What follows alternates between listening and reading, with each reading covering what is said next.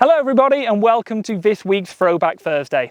This week we have the amazing Sabrina Verjee who's going to be telling us about her continuous Wainwright expedition, and on top of that we also have the trailer coming out for her amazing film that we have in our player as well. Make sure to check that out and enjoy this video. It's gonna be a tough day, this one.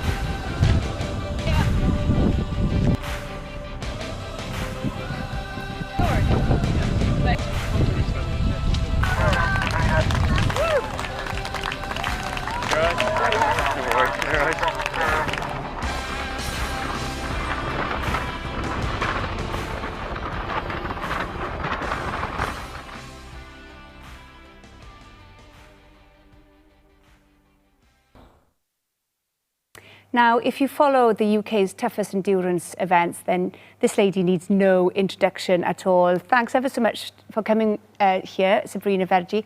Now, where do we start with your running CV? Basically second in the Dragon's Back race 2017-2019, Spine victories, winter and summer, and fifth overall, of course, at the beginning of the year. But we're here to talk about the Wainwrights and the Pennine Way. Before we talk about that, first of all, why did you go for the Wainwright? Because you did the Spine, well, it feels like a lifetime ago, doesn't it, at the beginning of the year, before all of this happened with COVID? Yeah, so yeah, that does seem a long time ago. But the Wainwrights has been something I've been planning to do for a long time. In fact, since Steve Birkinshaw did it, I'd looked at that and thought, yeah, one day.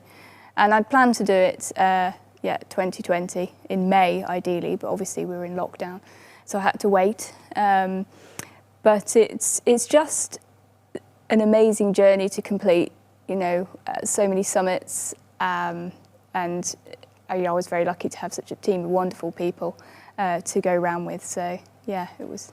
Yeah, I was just, people don't quite realise the magnitude of this challenge, right? It's 325 miles, 214 summits, 36,000 metres of climbing. Now that's 4 times the height of Everest, which is 8,000 metres, 2 marathons a day, and climbing Scafell Pike 5 times in a day. That's quite an achievement when you think about it like that. What is it about these kind of challenges that attract you to them? It's when I go running, I'm always disappointed when I have to turn around and go home, actually, and it's a nice distraction from life. The weather always makes things interesting. You know, a beautiful day and you get to see gorgeous views. Terrible weather and actually it just becomes quite a challenge. And it's, for me, it's a bit of relaxation and getting away from things. The Wainwrights certainly is a challenge. It's a long one. But generally it's just the enjoyment. It's just the being out there and experiencing these different places, different times of day. It's not often you get to be out for so many dawns and so many sunsets, if there's sun. And each experience, each day brings something new. I remember running the Dragon's Back race with you last year, and I remember watching you cross the line one day and, you know, people looking at the blisters and kind of struggling to keep going. You just crossed the line with this massive smile on your face and, hi everybody. You know, you just look as if you're genuinely enjoying yourself out on those trails. Yeah, I'm comfortable running long distances. That's where I feel in my element. Certainly sprinting has never appealed, but just going out and doing a great journey is, yeah, that's what I enjoy. So let's start with the Wainwright. You were going to break Paul Tierney's record, weren't you? But it didn't quite work out like that. You're not calling it a record, even though you did an amazing job of completing it in 6 days, because you feel that you took too much, well, you accepted too much help basically from your pacers, and you had a terrible knee injury, didn't you, halfway through? So you're not claiming it a victory or an FKT or whatever, but you know, that goes to show your mentality. You must be one tough cookie to be able to keep on going with such a bad knee injury. To be honest, they're not claiming it as a record. I just want to do it again. Yeah. Do it again. Has it motivated you to go back basically to do it I always properly? wanted to do it in May because Yeah. I think that's the better time of year to do it. The ground conditions are better as well. So I was always on the back foot having to do it in July.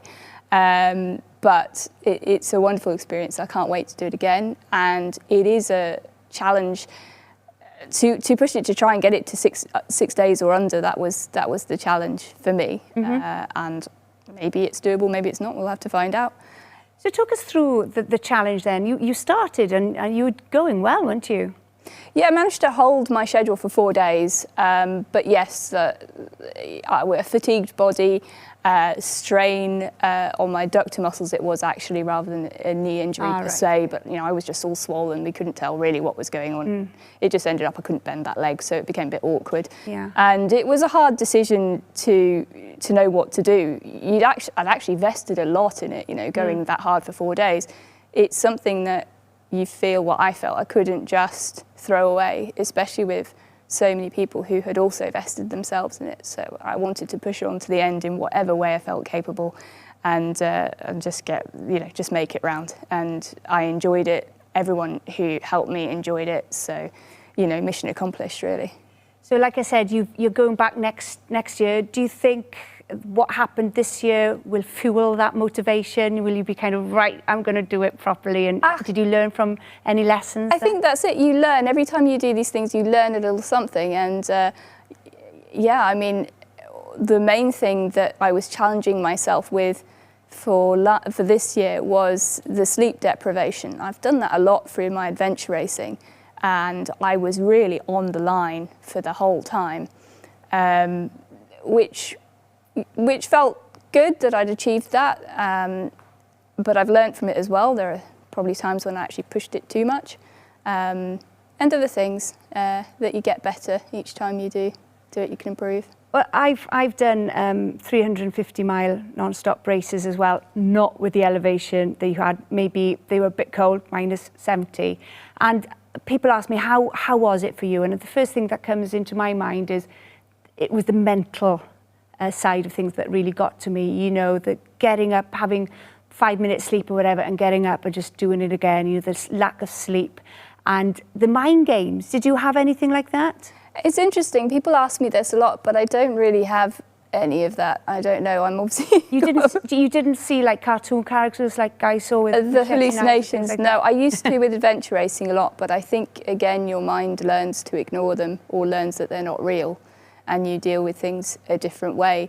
But I really do enjoy it. I did wonder when I did a sleep at my house, because it's en route, and that's where Steve and Paul also stopped for a bit.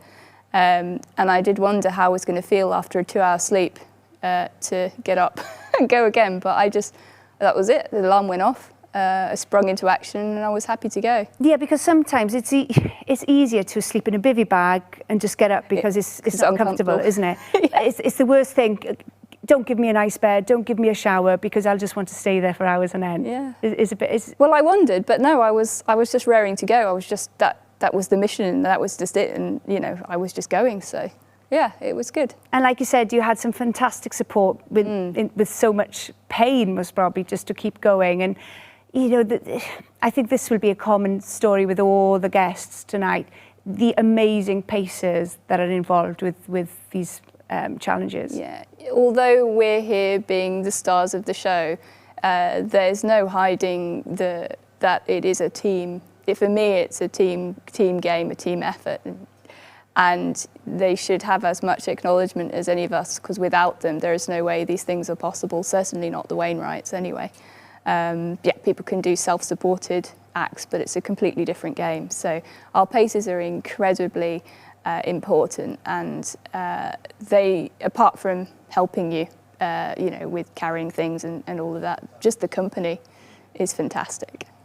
If you like this video with Sabrina Verjee, make sure to like and subscribe to our channel, as well as checking out the full 2-hour-long Kendal Mountain running session over on the Kendal Mountain Player, where we have over 400 different films and collections to choose from. You can check it out with a free 3-day trial now. Check it out in the link in the description below.